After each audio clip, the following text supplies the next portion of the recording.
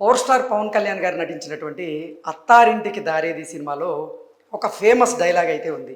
ఆ డైలాగ్ ఏంటంటే, ఎక్కడ నెగ్గాలో కాదు ఎక్కడ తగ్గాలో తెలిసిన వాడే గొప్పవాడు అనేటువంటి డైలాగ్ ఉంది. ఆ డైలాగ్ ఈ మధ్యకాలంలో చాలా ఫేమస్ అయింది. ఇప్పుడు సోషల్ మీడియా మాధ్యమాల్లో కూడా పెద్ద ఎత్తున సర్క్యులేట్ అవుతూ ఉంది.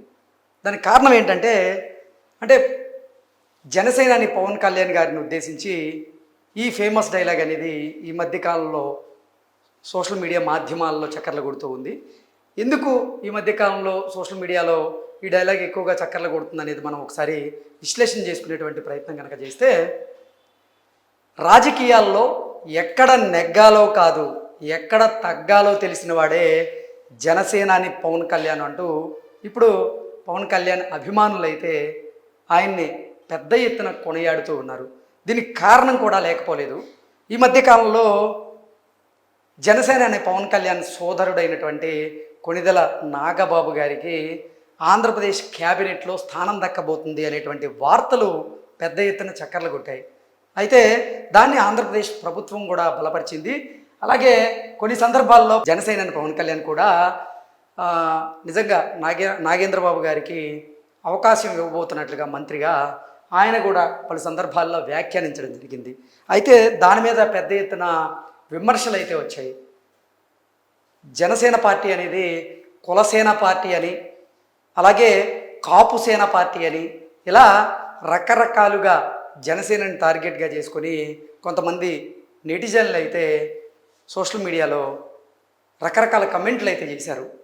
వీటికి కారణం ఏంటంటే, ఇప్పటికే జనసేన పార్టీ నుంచి ఇద్దరు కాపు సామాజిక వర్గానికి చెందినటువంటి మంత్రులు ఉన్నారు. మళ్ళీ ఇప్పుడు జనసేన పవన్ కళ్యాణ్ గారి సోదరుడైనటువంటి నాగేంద్రబాబు గారికి పవన్ కళ్యాణ్ గారు మంత్రి పదవి కట్టబెట్టబోతున్నారు అంటూ పెద్ద ఎత్తున పవన్ కళ్యాణ్ గారి మీద అయితే ఆరోపణలు అయితే వచ్చాయి. ఇప్పుడు కందుల దుర్గేష్ గారు సినిమాటోగ్రఫీ మంత్రి, ఆయన కాపు సామాజిక వర్గానికి చెందినవారు. అలాగే జనసేనని పవన్ కళ్యాణ్ గారు, ఆయన కాపు సామాజిక వర్గానికి చెందినవారు. వీరిద్దరు కూడా ఇప్పుడు ఆంధ్రప్రదేశ్ మంత్రివర్గంలో చోటు దక్కించుకొని ఉన్నారు. జనసేన తరపున నాగేంద్రబాబు గారికి కూడా మంత్రి పదవి దక్కితే ఇంకా అది జనసేన పార్టీ అవ్వదు, కాపు సేన పార్టీ అవుతుంది. కాపుల కోసం ఏర్పాటు చేసినటువంటి ఒక పార్టీగా దానికి గుర్తింపు రావడం ఖాయం అంటూ కొంతమంది ఆరోపణలు చేసినటువంటి నేపథ్యంలోనే పవన్ కళ్యాణ్ గారు కూడా వీటన్నింటినీ దృష్టిలో పెట్టుకొని ఆయన ఒక సంచలనమైనటువంటి నిర్ణయం తీసుకున్నట్లుగా కొన్ని వార్తలు అయితే వస్తూ ఉన్నాయి. అంటే గతంలో ఇక నాగేంద్రబాబు గారికి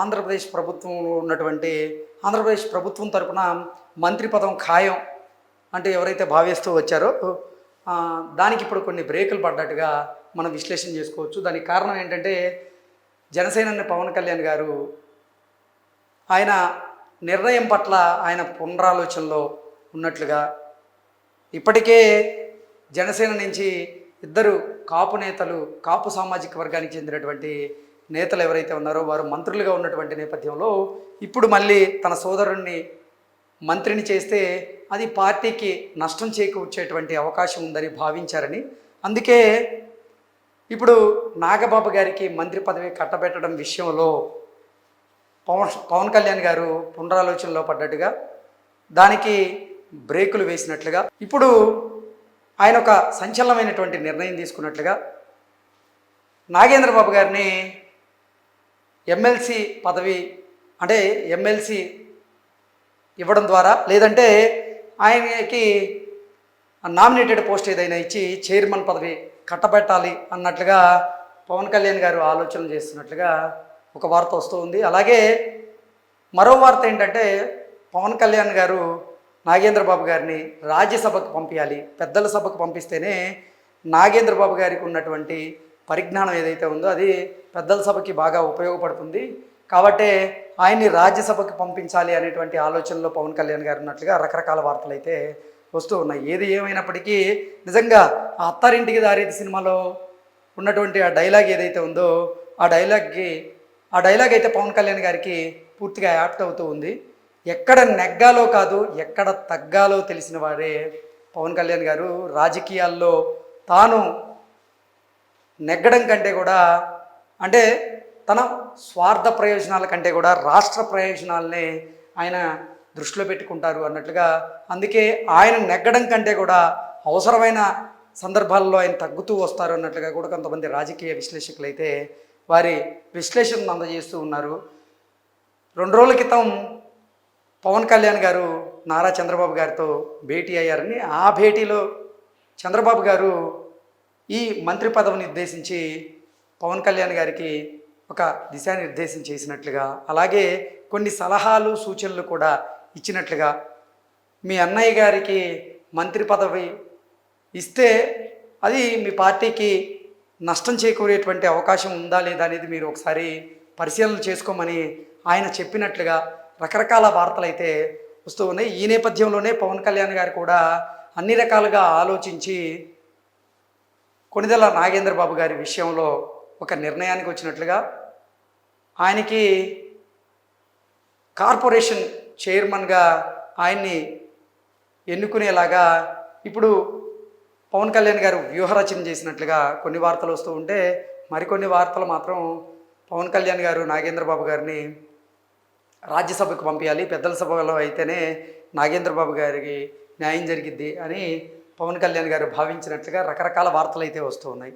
అంటే నిజంగానే ఇప్పటికే సామాజిక వర్గం ప్రకారంగా, సామాజిక వర్గ సమీకరణం ప్రకారంగా చూసుకుంటే మాత్రం జనసేన పార్టీ కాపులకి ప్రాధాన్యత ఇస్తుంది అంటూ కొంతమంది అభిప్రాయాన్ని వ్యక్తం చేస్తూ ఉన్నారు. ఎందుకంటే నేను ఇందాక చెప్పినట్లుగా కందుల దుర్గేష్ గారు కూడా కాపు సామాజిక వర్గానికి చెందినవారే, అలాగే జనసేనాని పవన్ కళ్యాణ్ గారు కూడా కాపు సామాజిక వర్గానికి చెందినవారే. మళ్ళీ కనుక నాగేంద్రబాబు గారికి మంత్రి పదవి కనుక ఇస్తే 3 కాపులకి మంత్రి పదవులు దక్కేటువంటి అవకాశం ఉంది, అది జనసేన పార్టీ నుంచే అని చాలామంది భావిస్తారు.